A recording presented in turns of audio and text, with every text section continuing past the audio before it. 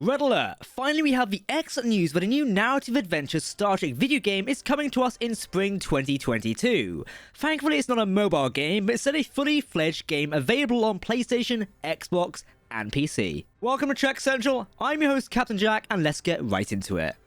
So, at the Game Awards on last Thursday, which is kind of an award ceremony for video games in the community, in a remarkably surprising move, a new Star Trek game was revealed. This would be Star Trek Resurgence. Star Trek Resurgence lets gamers play as two new Starfleet characters aboard the USS Resolute, as they unlock a sinister alien conspiracy. So we haven't really had a main PC game for Star Trek in a long time, so could this be the beginning of more Star Trek games? I can only hope so, really. Personally, I'm a massive fan of video games, having just finished the Halo Infinite campaign earlier this week. So now we're finally getting a new Trek game. That is super exciting. Okay, but before we do get too ahead of ourselves thinking about the future, let's look at what we currently have in regards to this game and what we can actually look forward to in spring 2022. Of course, if you do want to keep up to date on all the latest Star Trek news, lore, and more, then make sure to hit that subscribe button to never miss a video from the team here at Trek Central. You can also follow us on social media for daily updates on the Star Trek universe. As always, please let us know your thoughts in the comments section below, because if you're talking about Star Trek, then we want to hear about it. Okay, engage. Star Trek Resurgence from a new game studio called Dramatic Labs, which is made up of former Telltale Games employees. For those of you who might not know Telltale, they were experts in narrative adventure games, where you took control of characters in a story and they changed around you depending on your decisions. So to see this group of developers come back and make a Star Trek game in that style is amazing. The founder of Telltale Games, Kevin Berner, is also back as a founder of this new game studio, Dramatic Labs, which is working with ViacomCBS on making Star Trek Resurgence. Well, before we do break down the trailer, let's look at some information the developers have made available and what we might know about the game so far. So we know that the game is a narrative adventure game, which has dialogue choices, relationship building, and exploration. You play as two principal characters, from both the upper decks and lower decks of this new ship, the USS Resolute. You play as the first officer, Jar Rydek, and the enlisted crew member Carter Diaz from engineering. The game has third-person controls and contains dialogue-driven role-playing, as well as a variety of gameplay styles, which include shuttle piloting, phaser fights, tricorder scanning, stealth, and other micro gameplay mechanics. We know the game is set in the year 2380, which is 1 year after the events of Nemesis and concurrently with the events of Star Trek Lower Decks. However, we do have to note that we do not know if the game is within the same continuity as the current shows, especially with what this game might be setting up, which we'll talk about during our trailer breakdown in just a minute. An interview with the game developers basically said the events of this game take place after the events of the movies and before the Romulan supernova, so seemingly this is setting its place in canon. Given the later renewed focus on canon as of such, and its storylines of Trek being tied into this, I would say the game is definitely going to be canon personally, but again, we'll have to wait for confirmation. Anyway, let's break down the trailer and see what we can figure out about this new game. So, one of our main characters, Carter Diaz, can be seen wearing an EVA suit at the beginning of his trailer, but later we see him in his uniform. He is an engineering officer, but his rank pip looks different. This is because he's enlisted personnel, which is very cool to see. It's kind of like Chief Miles O'Brien from Star Trek DS9. He wasn't a Starfleet officer, but was still enlisted in Starfleet. There was actually an interview with developers of the game who said that their favourite character was Miles O'Brien, so this inclusion of enlisted officers makes total sense. We should also note that the uniform is from the TNG movie era, which does make sense as well given it's 1 year after Nemesis. With an EVA suit, our crewman goes out into the hull to attack an electrical discharge with a phaser. Interesting, but it does show us an aspect of gameplay, showing the third-person view and we can fire phasers. This potentially could be a tutorial section to teach a player how to use a phaser in the game. I don't know, it could just be a mission, we'll have to wait and see. We also get a look at the shuttle bay of this new ship, which is remarkably small. The shuttles seen in use are Type 6 Starfleet shuttlecrafts, but the one still in the shuttle bay seems to be a variant, with a window on the side of the hull.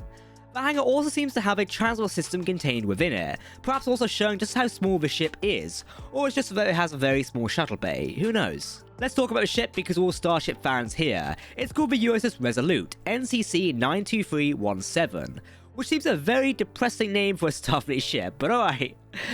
From looking at the master display systems, the ship does seem to be a Centaur-type starship. We haven't seen this since Star Trek Deep Space Nine. The ship appears to have 7 decks, which is confusing considering the relatively small size of the hangar bay, but is feasible in the grand scheme of things. The deflector of the starship is very interesting from what we can see, with it being the usual place and also very much looking like the Sovereign class deflector in First Contact. Though it's interesting that these are horizontal hull pieces beside it. It'll be great to get some closer looks of the ship in the future, and I'm sure we'll get another trailer closer to launch. Apart from a shuttle bay, another interior shot we get of the ship is its bridge, which is very interesting. It has a normal Starfleet layout of a captain's chair, joined with a first officer chair, which is very Voyager-like. 2 4 consoles and other consoles around the bridge as well. An interesting addition, however, is there seems to be some sort of hexagonal hole in the middle of the bridge. It does look like it's covered by some translucent material, but it's still odd to be there. I'm sure it's like a mystery which will be solved during the story, some sort of gimmick of the USS Resolute that kind of makes it unique compared to other starships. So let's talk about our second playable character. This is the female commander and the first officer of a ship called Jar Riddick. We do get some very interesting footage with her on screen now. She seems to be walking through a canyon while a ship with purple engine flies overhead. Very Halo inspired. So this game is already exploring strange new worlds and seeking out new civilizations, which is obviously a core part of Star Trek. She can also be seen in some sort of locker room scanning for anomalies and picking up handprints on control panels. This of course is showing us the more detective side of the gameplay, which is very telltale, of exploring environments in order to figure out what is going on and progressing. It'll be interesting to see what mysteries we need to unravel in this game to get from point A to B. Jar can also be seen sneaking past purple energy fire of an unknown alien species. This species does look very interesting with a rocky skin. This could be a first contact gone wrong maybe.